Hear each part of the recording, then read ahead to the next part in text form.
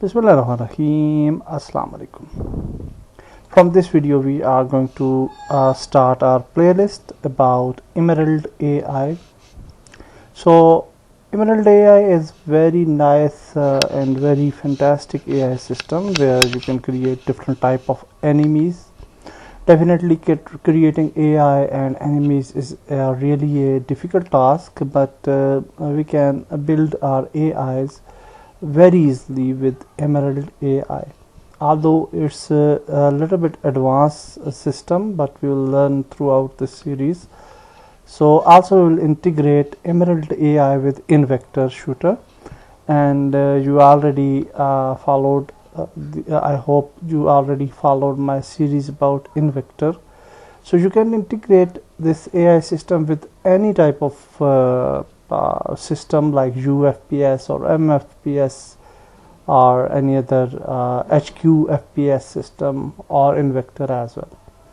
So I already have created a project with the name of Emerald AI, and then I have imported two main assets.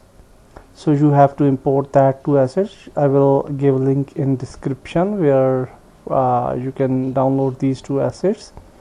So the version is very important. My Unity version is 20.3, and if we go to assets, I have the Emerald AI asset is 3.0, okay, and the version is 3.1.2.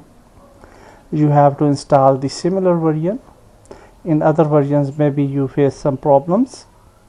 And also for the InVector we have to install this InVector version, which is actually the third person controller shooter template, and the version is around 1.2.3.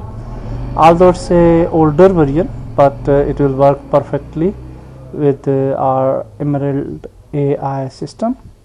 So these two packages you have to install in your Unity project. Okay, so after installing these two packages, in the next video I will show you that how we can integrate InVector and with Emerald AI, and from the next videos we will start learning Emerald AI in details.